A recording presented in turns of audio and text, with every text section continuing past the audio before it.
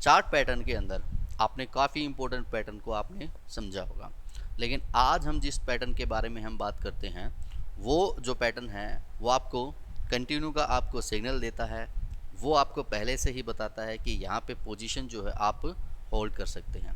So once again hello everyone and welcome to we make traders. अब यहाँ पे हमें समझना है फ्लैग बुलिश पैटर्न को। आप देख पा रहे हैं कि इसमें प्रीवियस जो ट्रेंड जो दिखाई देता है वो अप ट्रेंड आपको दिखाई देता है।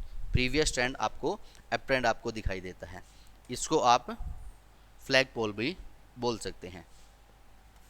फ्लैग पोल आप समझते हैं, ठीक है, वो बोल सकते हैं। ओके, अब ट्रेंड के बाद में ये रेसिस्टेंस यहाँ पे बनाया।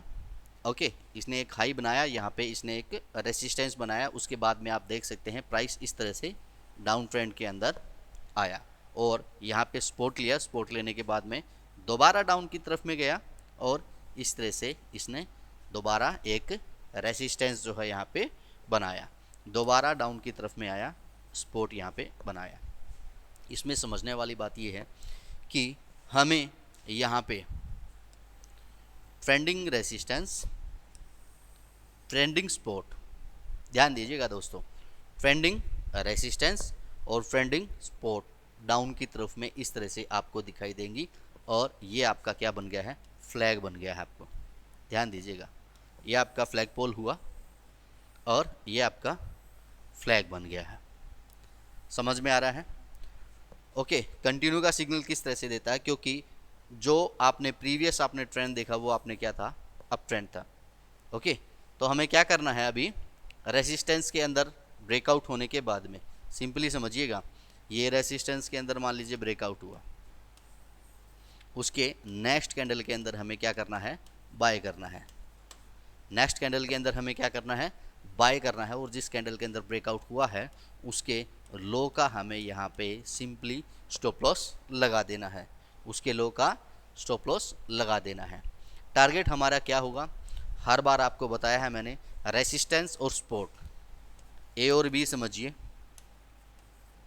अगर डिफरेंस अगर आपको जो भी आपको दिखाई देता है, मान लीजिए 30 पॉइंट का दिखाई दिया,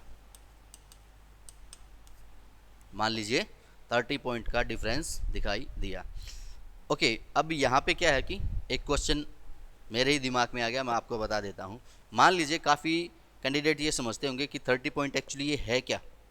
ठीक है, 30 पॉइंट को आप कुछ इस तरह से समझिए। मान लीजिए यहाँ पे ये है 130 और यहाँ पे ये है 100, इनके बीच का डिफरेंस कितना हुआ, कितना हुआ, 30 पॉइंट। कितना हुआ, 30 पॉइंट। ये होता है इसके बीच का डिफरेंस। ओके, हमें क्या करना है, हमें ब्रेकआउट के बाद में 30 पॉइंट हमने लिया तो हमने क्या करना है, 30 पॉइंट का इस तरह से प्रॉफिट बुक कर लेना है। क्लियर है? इस तरह से हम टेक प्रॉफिट कर सकते हैं। तो ये हुआ आपका flag bullish pattern. Okay, again repeat कर देता हूं ताकि आपको अच्छे से यहाँ पे समझ में आ जाए। जो प्रीवियस जो ट्रेंड जो होगा वो अप ट्रेंड होगा।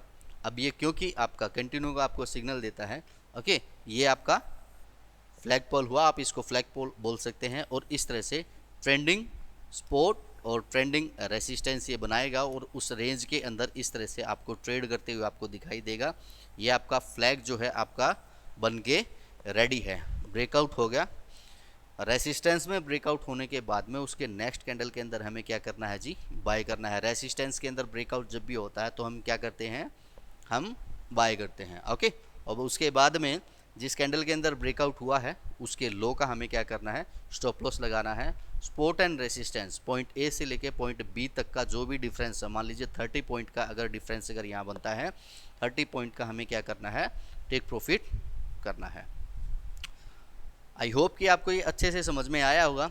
अगर फिर भी अगर किसी का अगर कोई भी क्वेश्चन अगर क्वेरी अगर रहता है, ठीक है, तो कमेंट बॉक्स के अंदर कमेंट आप कर सकते हैं। एक क्वेश्चन मैं आपसे यहाँ पे मैं करना चाहूँगा, मैं अगर ट्रेंडिंग स्पोर्ट का अगर ब्रेकआउट अगर होता है तो आप वहाँ पे सेल करेंगे या बाय करेंगे, कमेंट सेक्शन के अंदर कमेंट ज़रूर कीजिए।